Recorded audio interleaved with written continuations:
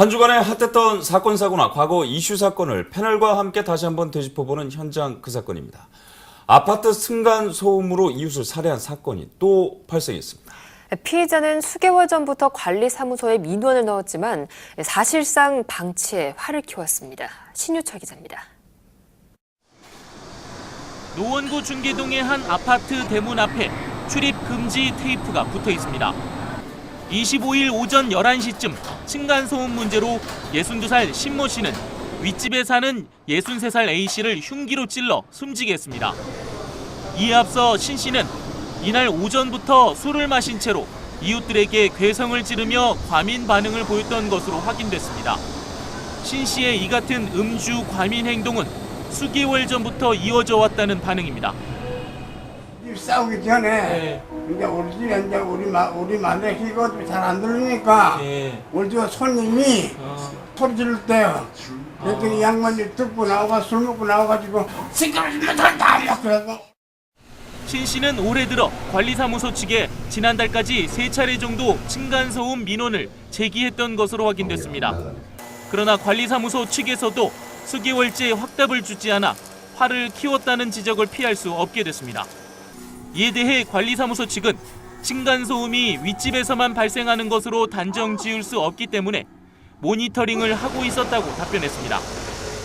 위에서 층간소음 난다는 것도 없거든요. 그 층간소음이라는 게 1호라인 때문에 2호라인에서 날 수도 있는 거고 그렇기 때문에 일단 확인을 했고 확인 과정을 거친 다음에 저희가 소음도 정보에 따라서 중계동의 해당 아파트는 영구 임대 아파트로 저소득계층의 장애인과 독거노인 등이 거주하고 있습니다. 경찰은 신 씨에 대해 정확한 범행 동기 등을 수사한 뒤 구속영장을 신청할 방침입니다. 티브로드 뉴스 신유철입니다.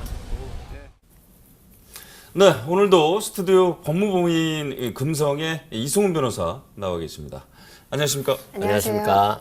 또 이런 사건이 터져서 정말 가슴이 좀 아플 따름입니다. 그 사건을 좀 다시 한번 되짚어보죠. 어떤 사건이었나요? 네, 일단은 노원구 중계동 한 임대 아파트입니다. 굉장히 어려운 분들이 많이 사시는 곳인데요. 여기에서 이제 술에 취한 분이 위층에서 계속 소음이 나니까 여기에 대해서 인터펠로 윗집과 싸운 거죠. 그리고 화가 나서 내려와라. 그랬는데 이제 윗집이 내려오시니까 이 범죄자가 피해자가 칼로 휘둘러서 사망케 한 사건입니다.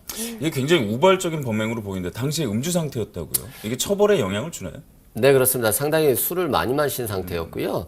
그다음에 과거에는 형법에 따라서 술에 만취해서 사물을 변별할 능력이라 의사를 결정할 능력이 좀 부족한 경우에는 형을 감경하기도 했었는데요. 최근 형사 판례의 경향은 음주로 인한 이러한 사고들 형사 감경을 거의 하지 않는 실정에 있습니다, 지금. 평소에도 피해자가 음주 상태에서 이 소음에 굉장히 민감하게 반응을 했다고 하는데요. 사실 올해부터 얼마 전까지만 해도 관리사무소에 민원 제기를 수차례 했다고 해요. 근데 이 사회적 이슈가 되고 있는 이 층간소음 문제를 아마 개개인의 일로 치부를 하다 보니까 아마 화가 더 키운 것 같거든요. 네, 그렇습니다. 피해자가 지난달에 관리사무소에 3차례나 걸쳐서 민원을 제기했다고 합니다. 그런데 3차례나 민원만 받고 처리를 안 해준 겁니다. 실제 층간에서 어떻게 소음이 나는 건지, 윗집에서 나는 건지 이런 것들을 확인한 다음에 당사자들과 만나서 대화를 통해서 해결할 수 있는 방법을 마련해 줬다라고 한다면 이런 일까지 발생하지 않았을 것 같습니다. 근데 개개인의 일이 아니다 보니까 이 해당 아파트에는 이웃 분쟁 조정 위원회가 있었다고요? 네, 최근에 이런 것들이 별로 없는데요. 이 아파트는 또 유일하게 이런 분쟁 조정위원회가 있었던 것 같습니다. 그렇지만 당사자들이 조정위원들이 전문가가 아니었기 때문에 해결에 전혀 도움은 되지 못했던 것 같습니다. 그 이웃이 이웃의 문제를 해결한다는 게 쉽지만은 않죠. 그렇습니다. 좀 다시 한번 좀 환기하는 측면에서 다시 한번 좀 질문을 다른 걸로 좀 들어보겠습니다. 이게 서울의 아파트가 사실 비율이 한 45% 정도가 된다고 그래요. 지금 해당 그 노원구가 사건이 일어났던 노원구 같은 경우는 82%가 아파트가 있고요. 이게 사실 층간소음 문제가 어제 오늘 일이 아닌데 다들 경험이 한 번쯤 좀 있으실 것 같아요. 우리 손주연 아나운서는 아파트에 사시나요? 네, 아파트에 살고 있는데 얼마 전에 한 자정쯤이죠. 자려고 하는데 위층에서 이렇게 두드리는 소리가 한 100번쯤 들리는 거예요. 그걸 세셨어요? 정말 한 100번, 200번? 근데 처음에는 그냥 참았는데 이게 잠이 들려가다가 깨고 이게 반복을 하다 보니까 이 층간 소음 때문에 살인이 일어날까 싶었는데 진짜 화가 많이 나더라고요. 어때 우리 이승훈 변호사는 아파트 사시죠, 이승훈 변호사? 네, 저도 그렇습니다만 이제 잠잘 때 이제 소음이 나면 좀 네. 스트레스를 받죠. 근데 이제 최근에 이제 제 지인이 이제 사무실로 한번 찾아온 겁니다. 그래서 굉장히 흥분한 목소리로 자신이 강아지를 한 6마리 정도 키웠다고 합니다.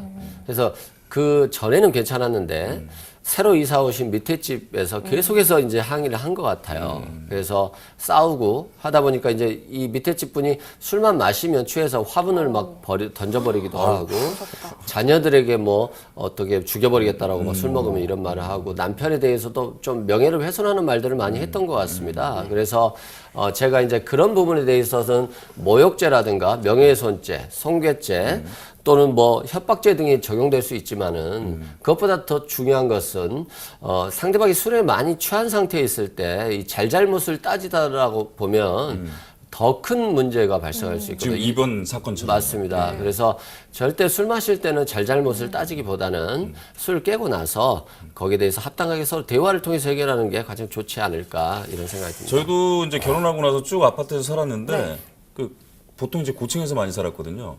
그 저희 딸도 이제 한참 지금 초등학교 1학년이라 한참 이제 뛰어다닐 그런 나이인데 그러다 보면은 이제 신경이 쓰이잖아요. 네. 밑에 집에서 올라올까봐. 그래서 주의도 주고 그러다 보면 또 주의 주면은 또 아이가 또 울게도 되고 그러면 또 부모 입장에서 마음도 좀 많이 아프고 저희 윗집도 좀 그런 소리가 좀 많이 들리거든요. 근데 네. 윗집에 이제 아이가 셋이나 돼요. 그래서 우리 아랫집에서도 그런 얘기를 말씀 안 하시는데 내가 위에 올라가서 말씀드리는 것도 좀 그런 것 같고 그건 평상시에 이웃과 이웃끼리 이게 아파트가 생기면서 이웃의 개념이 예전엔 옆집이었다면 이제는 아래 윗집이 바로 우리의 이웃이 아닌가 서로 좀 소통하는 그런 것들을 평상시에도 좀 많이 하시는 게 좋을 것 같다는 생각이 들었고요. 맞아요. 이야기를 뭐 나눠봤듯이 층간소음이 사실 어제 오늘의 일이 아닌데요. 이 사회적 중재 기구가 좀 꼭 필요할 것 같습니다. 실제로 환경부와 서울시에서는 운영을 하고 있다고요. 네, 그렇습니다. 일단 층간소음에 대해서 어떤 법적인 문제를 제기하려고 한다면 일단은 소음이 얼마나 큰지 그리고 얼마나 오랫동안 소음이 가는지 그리고 그 소음 발생 시각이 언제인지까지 확인을 해야 되거든요. 그래서 그다음에 소음이 얼마나 크기 그러다 보니까 입증이 상당히 어렵습니다. 소음을 뭐 예정대로 하는 게 아니기 때문에. 그래서 이런 경우에는 경찰에 신고해도 효과가 없고요. 그래서 서울시에서 운영하는 이웃 조정 분쟁 센터라든가 환경부에서 운영하는 환경 분쟁 조정위원회가 있습니다. 이곳에 신청을 하면 전문가들이 많이 도와주고 있는 실정입니다. 해외 사례는 어떤가요? 해외 사례는 좀 그래도 법이 좀 근거가 있죠. 네, 해외 같은 경우는 굉장히 좀 엄격합니다. 소음에 대해서. 그래서 특히 영국을 예로 들면요. 영국은 소음 규제법이 있고요. 밤 11시부터 오전 7시까지는 절대 소음 금지 시간입니다. 어떻게 살아요?